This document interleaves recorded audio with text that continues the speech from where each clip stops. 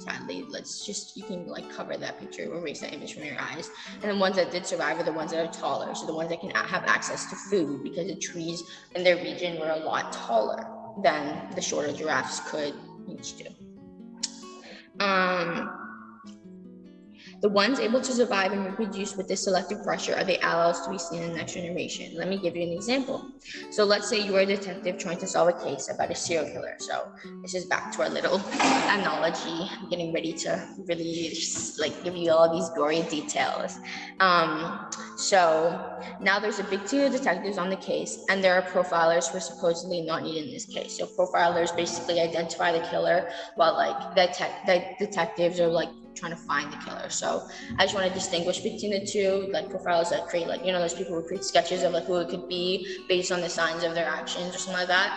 And then detectives are like, oh, they use the profiler's information to find the killer because, yeah. And then they each specialize in a different thing, but they're all part of the same species, all part of the police department. Or like FBI or like anything. They're all just part of that judicial system. Okay, and then so these are like variations of the same species. Profilers and detectives, they're both part of the same thing, but they're just variations, and each have their own advantages and disadvantages based, or like just simple living based on the environment, because the environment they live in gives them these advantages and disadvantages. Like just to give you an example of this example, let's say you have 6 fingers, right? Now, in this environment, it could be seen as a disadvantage because, people will make fun of you if you have 6 fingers. But let's say, I don't know, a weird example could be like, who can like balance something better in their hand, and like maybe you have more support in your hand. Well, and like in your environment, you have to like balance all these stuff. Well, now you won in this competition because you have more support, 6 fingers. Kind of like that, if you kind of understand what I'm saying. It's like, it's based on the environment that gives you these advantages or disadvantages. So now natural selection only occurs when there is something challenging in the environment. This is called selective pressure. Selective pressure is a challenge that makes the environment change. Depending on the selective pressure, the natural selection randomly changes the environment. So back to our little scenario after that quick definition. I know like I was speaking a bunch of gibberish. I hope this makes sense. So the serial killers in this environment are the selective pressure. They are what is challenging the judicial system into like changing, because we need to find these, like they need to find these serial killers and stop them from killing people. Okay, and so the chief of police is the environment, the judicial system. He makes the decisions, kind of like the head, but is basically the environment because he makes the change, and he makes a change based on the selective pressure, which is a serial killer. And to just tie it all together, and the detectives and the profilers are variations of the same species and part of the population. So let's say the detectives are getting nowhere in their case because they are not, their skill set isn't really helping them in here. So they're getting like nowhere in the case. So the chief of police wants the profilers in the case because she feels like they're more fit for the job. So the profilers now have adaptations, and the detectives are now considered simply a variation. The profilers are getting paid more for the time because of the mutation that they have. So the reason why there's variations of the same species is because of like, depends. So like a mutation could be in asexual reproduction, it just could be random, but in here it could also be like your genetic code, because we are sexually reproduced, so we all have like, we're all like different individually, and our genetic code is different, and also mutation. So like someone has this specialty or someone has this specialty, like think of it like if someone has like a photographic memory, then it could help them with like a police work, because hey, they can remember every single thing they look at, like an idiotic memory, like they remember like each event and everything like that. So these little things, little mutations that everyone has. And the profilers are getting paid more for the time because of like this mutation, and they have to profile the serial killer. So one thing is important is to say that just because the profilers are getting paid more, just because they have this adaptation, does not mean that the detectives are at a disadvantage, because there's usually either few or a lot of variations in the species, and sometimes it could mean that, oh, if a profiler is just doing better in life, getting paid more, getting recognized more, then like, yeah, it seems like detectives are at a disadvantage, but it's mostly that the detective is just simply living now. It's simply just getting paid like their whatever regular job is. They don't have like any promotions or anything like that. So it's not like, oh, and the environment is like purposely trying to get rid of them. It's mostly that, oh, they're like not their adaptations that they once had, that like finding the killers and like being really good at it and getting congratulated on it, it's not really needed in this case, and because of the change in environment. And so like basically this is how natural selection occurs and why variations in species can have adaptations. So basically right now, both of the variations, they're both variations, but only the profiler has adaptations, while the detective is simply just a variation at this point.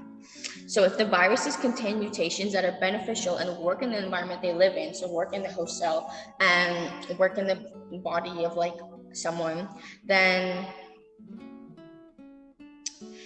natural selection can work in favor of these viruses. The environment can also be our doing through our mask mandates, lockdowns, vaccines, etc. These make it harder for the virus to transmit to other people or hurt ourselves. So getting the vaccine, wearing masks, not meeting as much people, locking down, having online school, all these stuff are like ways to keep us protected from like infecting other people and transmitting the viruses to other people, because, and I'll speak about later how this could have a really big effect, and how this could make a new change for the COVID vaccine.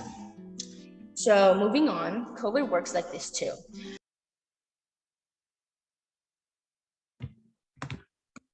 Okay, I guess we have another question from John No Face. Hi, Kravinsky. He says, what does this have to do with COVID, the COVID virus? Okay, well, this example was to give you some basis to show you how the COVID virus mutates and why a few are more infectious. I feel like she was just about to get into that until you interrupted, but sure, I'll explain it. So usually variants that have benefits have mutations in its spike protein and its receptor binding domain. So the spike protein is outside of the virus. It's like the body of it and what allows it to enter a cell. And the receptor binding domain is also like around that area. And mutations there is what's beneficial. So on a human cell, this is where the S domain is located, where neutralizing antibodies are also found. So when a virus has a mutation in those areas, it makes it easier for it to gain entry to the cell, because antibodies and killer T cells do not always recognize the antigens on the virus. So the antigens usually tell the killer T cells and antibodies like, hey, this does not belong. But if it can't tell and there's no antigens on it and they can't tell, hey, like this does not belong, then it can just easily gain entry. And hopefully like that makes more sense for you. A mutation inside the COVID virus can be harmful, beneficial, or neutral to how it acts. So as I said before, it's and like I'll go more into it now, is that like this, when I'm talking about beneficial, neutral, or harmful, I'm talking about the COVID in particular. I'm not talking about if it's beneficial, neutral, or harmful to us, but to COVID and it as a virus. And so the variants are many variations of COVID, and each one is a mutation. So each variant comes from COVID, and each one is a mutation. It could be one, it could be 1,000, it could be anywhere in COVID, and that basically determines if it is beneficial, neutral, or harmful. So now the mutation in the spike protein, this is what allows the virus to gain entry to the cell, and is what makes the variants that are so common in the media easily transmissible. So basically a spike protein is like the outer layer of the virus, and it gives entry to these viruses to enter our cell, and makes it more easier because our cells don't really recognize that they have like that these are viruses, and like if they sneak into it, they're sneaky little buggers, if you will. And so when they have a mutation in the spike protein, it's not recognized like COVID would be if you had the vaccine. And like I'll get more into that later in the TED Talk, and you'll understand in just a second. So if the mutation is beneficial and mutates the RNA, these act as messengers to carry out to our DNA, which carries our genetic information and gives us instructions to our cells. So the RNA is basically like DNA is basically like the head person, and it gives messages to RNA and tells it, oh, do this, do this, do this, blah, blah, blah. So the spike protein and so basically the antibodies around the cell cannot usually detect the antigen because the mutation creates a different pathogen. Different antigens are needed along with antibodies and killer T cells. Okay, I see you have a question. What are antibodies, antigens, and killer T cells? So, not sure why you didn't ask before when I was talking about it, but I mean, are you really listening to me? Okay, I guess I'll tell you. So, well, antibodies disable viruses to prevent them from infecting other cells and mark the pathogen for destruction. Killer T cells kill cells containing pathogens and detect when a virus has entered the cell. And antigens are protein markers used to detect the pathogen. So, for example, let's say you have antigens are kind of like the people who are around the virus and saying, hey, like this is like the virus, and the antibodies are like, oh, like by the antigens around the virus, this is the virus that's around, this is the virus that is infecting the body, and it like rings the killer T cells, which are white blood cells, and it says, hey, this doesn't belong here, I need you to assassinate this thing before it infects everything else. So this is how they all work together and how they all correlate together. So, and they all have specific ones for specific viruses. So you can't have like one that's for like HIV saying, hey, like I need, and these antigens are on HIV are saying, hey, like get these killer T cells. But if you don't have any, and you can't just call up some like COVID killer T cells and COVID antibodies and be like, hey, fight this, because that's like putting your IT men into the battle of like what musketeers. It's like, it's not gonna work. Those are two different battles. Those are computer smarts and then, you know, machoism. Like it just doesn't work. So hope that makes sense. So your body will remember the disease. So if it enters your system again, you have the antibodies and killer T cells prepared to disable and kill the pathogen. So when viruses mutate and change antigens, it makes all antibodies, as I said, and killer T cells ineffective. So the length of memory these cells contain are uncertain, which is why boosters are required. So we don't know how long these antigens are going to remember, hey, this is the virus, and these killer T cells and antibodies are going to be like, hey, I know how to fight this virus. We don't know how long, so that's why you get like the booster shot. If that makes sense.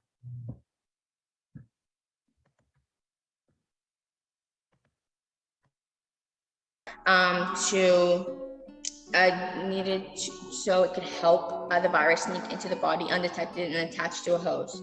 Now we have created an mRNA vaccine, which takes a copy of the COVID spike protein, so our body can create antibodies to fight against the real version and lessen the effect of the virus if we get it. So basically what the mRNA vaccine does is so when we had COVID, it took like what was surrounding COVID, what made it so easier to enter its cell, and injected it to our system, but it's a way like less harmful version. That's why like when you get like the flu shot or when you get like any like COVID shot, you might feel like sick or have these symptoms afterwards. And this is why. It's because your body's fighting against a virus, but it's a very like lessened virus, and it's not as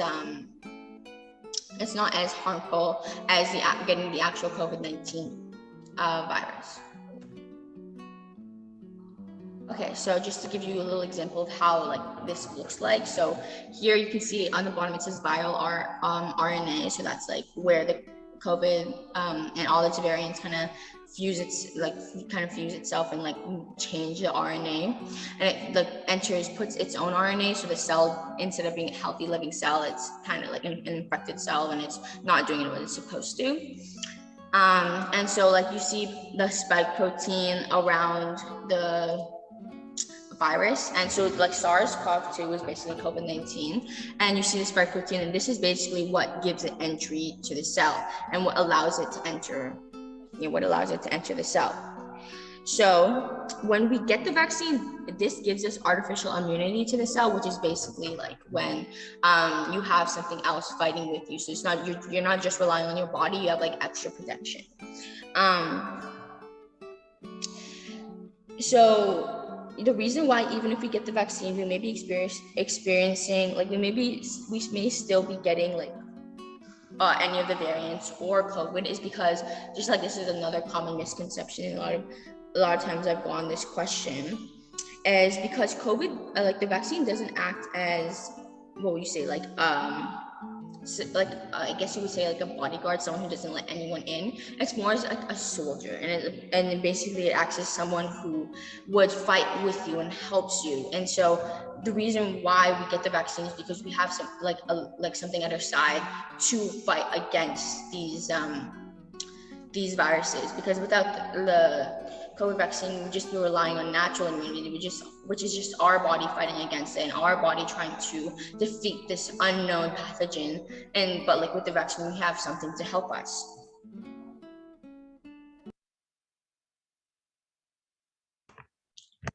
And John, I just want to add, like you don't really understand the example. It's kind of like saying, let's say you have like bug repellent, right? And you sprayed it all over you, and so it's like the bugs, like mosquitoes, don't really want to like suck on your blood because they're like, this is disgusting. So they kind of just go away, and like that's the purpose of it. So vaccines aren't saying, hey, you can't get into my body, you won't like my body, blah blah blah, you can't come in, because like that's like you if you had that many, it's like layers for protection. That's very difficult. So instead, vaccines are like, hey, if you get into my body, I have all this backup against you, and I have so many other like soldiers here to fight against you, just for this virus, to help and kill and detonate this virus only. And it's all just for you, just to kill this virus only. So like that makes more sense.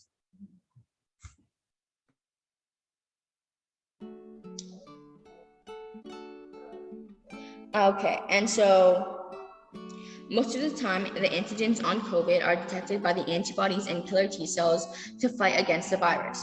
The selective pressure to the virus is the antibodies and killer T cells. So through natural selection, those who don't have the mutation to save them from the antibodies and killer T cells are killed off, and those with mutations, those like who have the adaptations to survive against these antibodies and killer T cells, are the ones that continue to replicate, and they replicate almost immediately because the reproducing time for viruses are very quick.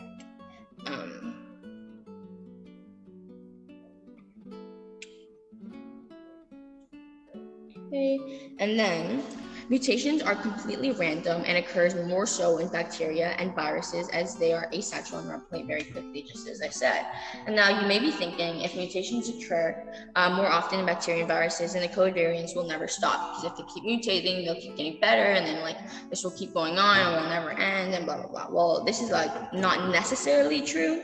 So remember, mutations can be harmful to the individuals in the population, which is why every mutation of COVID is not more infectious than the original virus. So just going back to the first slide over here, where the big question, I want everyone to remember the big question, COVID has mutated from its original form and become more infectious. So that's like saying that every mutation from COVID is just constantly becoming more infectious, and it's constantly becoming like the rat and teenage mutant ninja turtles, stronger and better and harder to fight against, which is not true, because those mutations that are harmful towards COVID, they instantly just die off. They don't replicate because they're not helping. They can't live in that environment. And those that are neutral are basically COVID, but they're not any more infectious. The ones that are more infectious have that mutation in the spike protein.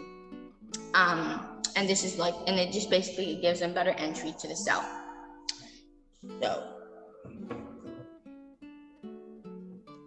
So a few.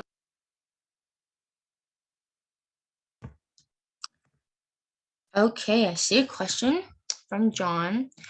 So what she's saying is that mutation in the spike protein can make the variants more accessible to the host cells because the antibodies detect the new variants. Yeah, so that's exactly what she's saying, that the mutation there is basically what makes it a beneficial mutation. So what does that mean? Does that mean that the vaccine does not work on the variants? I really wish you would speak, John. We'd love to have like a face-to-face conversation. But no, so the vaccine is still effective on the COVID variants. So take the flu shot, for example. After World War I, the influenza plague was killing people left and right, but we created a vaccine for it called the flu shot. So like, the dreaded flu shot. I remember you had nightmares about that one when I gave it to you. So, oh, you're that John Kravinsky. Yes, you poo your pants. Okay. So the neat thing about the viruses and vaccines is that the influenza virus mutates every year. So that's like pretty neat for them, not for us. If it didn't, then the virus would stop being effective or cause any damage after a few shots. So it's kind of like saying with the bug repellent idea, if there's only one type of mosquito, and look, no, we'll go with a different idea. So let's say there's like pesticide, right? You want to get rid of like these bugs, and let's say there's only one type of ant in the world. And you're like, they're just crawling on my house. So you get this pesticide and it's only against these bugs, okay? And it just automatically kills it, right? So like it's like kind of like a vaccine, automatically kills it. It's like done.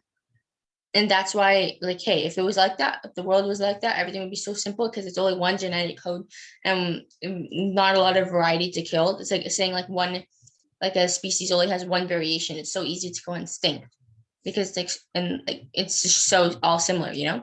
But if it had like 100 variations of each other, it's like one pesticide is not going to work if it's only targeted for like a few ants or like one ant. It's only going to kill a little bit of it, and maybe some of these ants will mutate to getting to being immune to these pesticides, and then like that's why mutations are like so crucial in the life cycle and stuff. And so this means that every year there's a new vaccine that works against this new virus, so the antibodies and killer T cells can detect the antigens on the new virus instead of letting it go undetected. Another question already, typing so fast.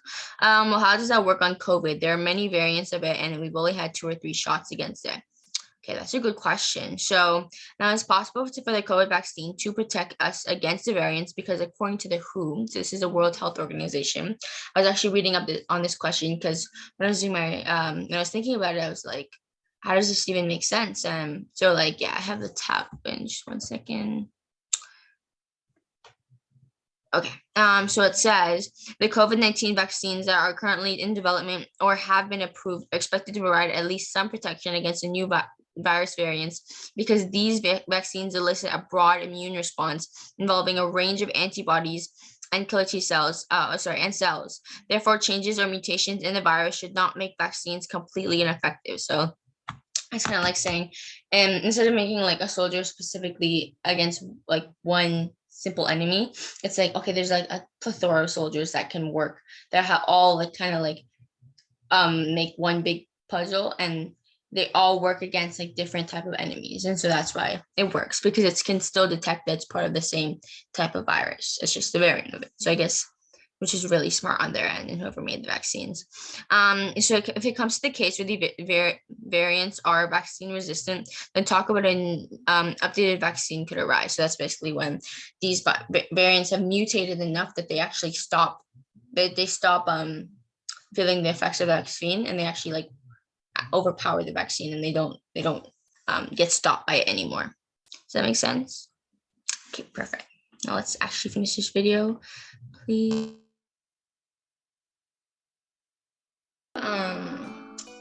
Few variants that are known for their transmissibility is what I'm going to be saying right now. And the first one is the Omicron variant. Well, then let me go right back to the proper slide.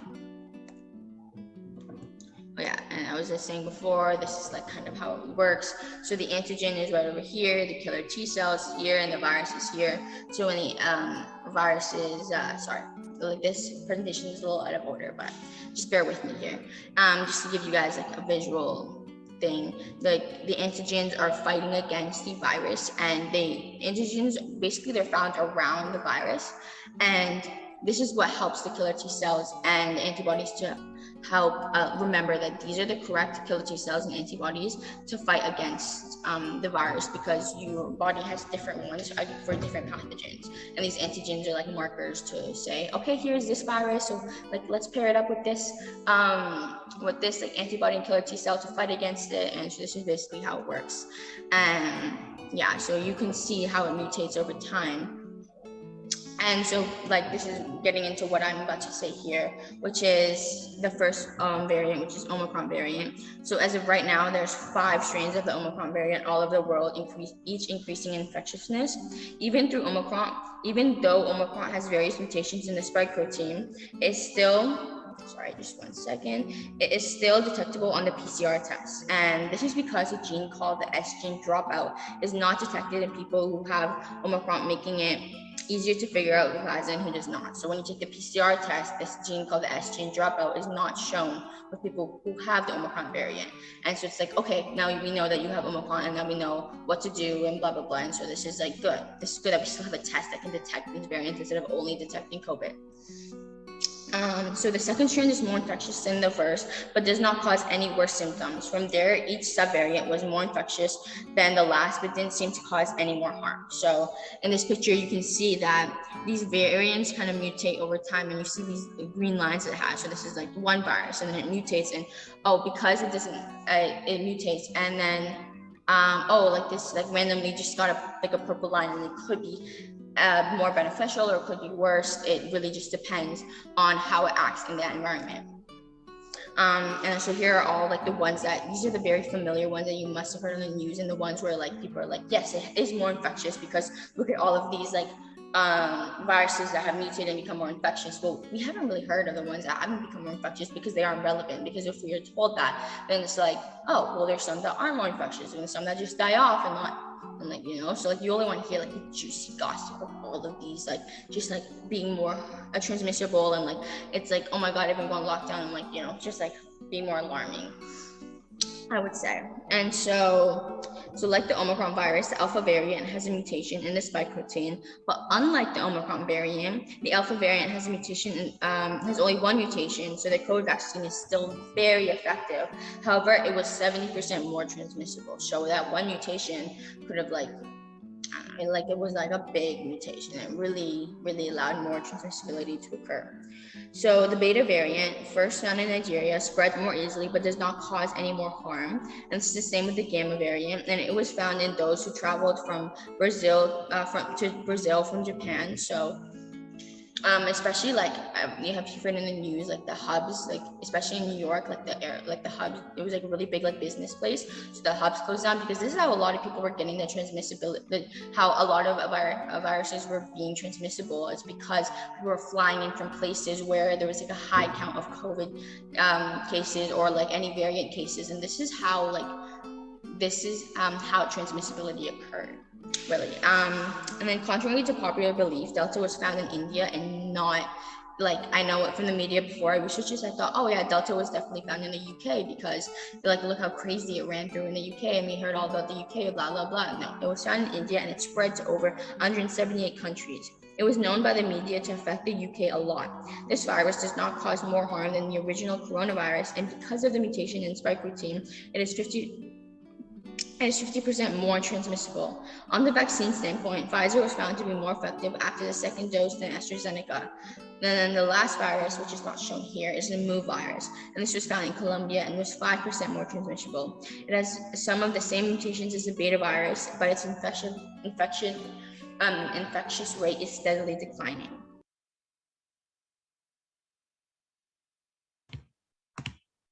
Okay, I see another question. So how do we stop these variants from spreading to make sure these vaccine resistant variants don't arise? Okay, so really cool question. John, finally know who you are. Well, not everyone is eligible to get the vaccine. It could be from health problems or anything else. So the best way to go about it is to have most people vaccinated, because the number of individuals in a population who have built an immunity to COVID decreases the odds of transmission. That's really important. So this is called herd immunity. Yeah, I know, it's cool, John.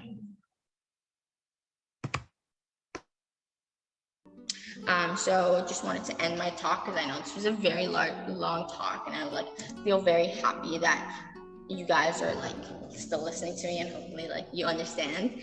And I know I can't really take any questions right now because it's a very long talk, and apparently I went over my time limit. I'm very sorry about that. But to end my talk and to make everyone feel a little bit better about not being a scientist, here are a few things scientists are not 100% sure on. And really, everyone has questions. Even the best of the best still have questions. And so it's okay, because even if you don't even have a background, it's okay to have questions. It's okay to be wait, how does this work and stuff. So an evolutionary theory is where COVID came from. So that's still a big question going around. And so there are a few theories that COVID came from bats, but according to an article from Nature, raccoons, dogs, or civets are also a possibility. did a little research there, and nature is supposed to be like a very trusted site. So, it could be from there too.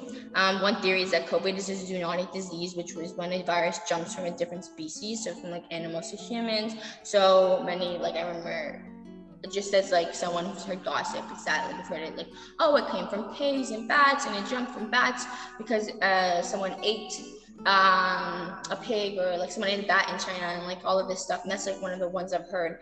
And like they ate a bat, and the bat had a disease, or the pig and bat had a disease, and it entered the someone's system, and that person got the virus, and blah, blah, and then it spread like that. So that's like one of the things I've heard, and how like it was a zoonotic disease. Another theory, according to Donald Trump, but we don't take his word seriously, is that the COVID virus is from China. Is also known as the China virus. I don't know, I just had to bring it in because I wanted to say that you should not call a virus a China virus, because that is not respectable at all. So just no, and we don't take his word seriously. No one does, please. Evidence scientists are still missing is if vaccines need an update. Many new variants are being mutated in their spike protein and their receptor binding domain, which makes it easier for the virus to enter the cell.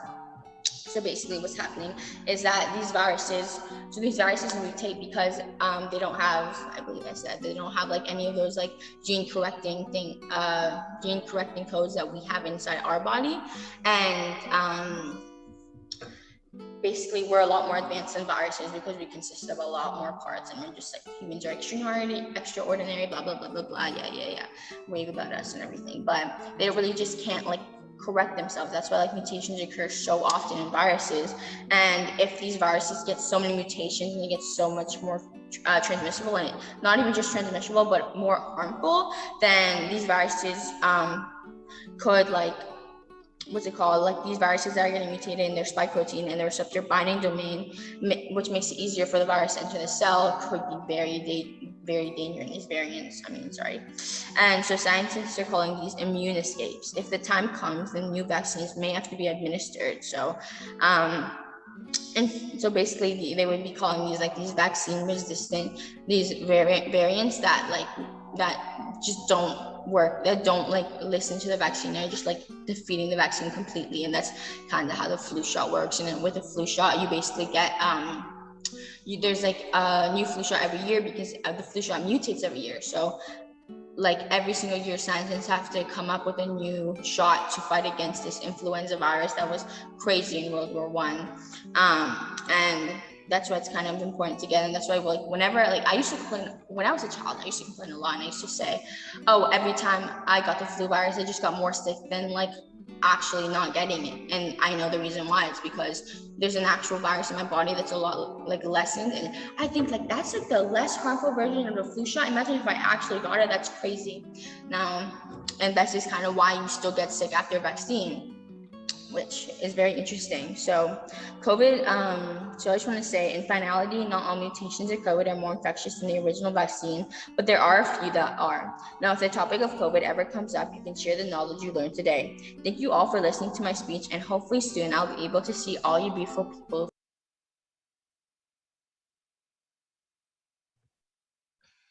So, Kravinsky, you think you found your answer? Yeah, I know that was long. Okay, well, I have a life, maybe you don't. I really hope you found out that, yeah, there are mutations that do die off. So not all mutations are more harmful, but the ones we do hear about are. And it's not necessarily harmful, it's just more infectious, and this is why they can spread easier. But saying that all mutations, or like COVID mutations, are more infectious than the original COVID, like that's just saying that mutations mean that it's getting better. So if anything mutates, it automatically means it's getting better. And I think that's the real issue with that whole sentence, is just saying mutations are beneficial only. And hopefully you learned a thing or two about biology, and tell your friend she's wrong. Goodbye.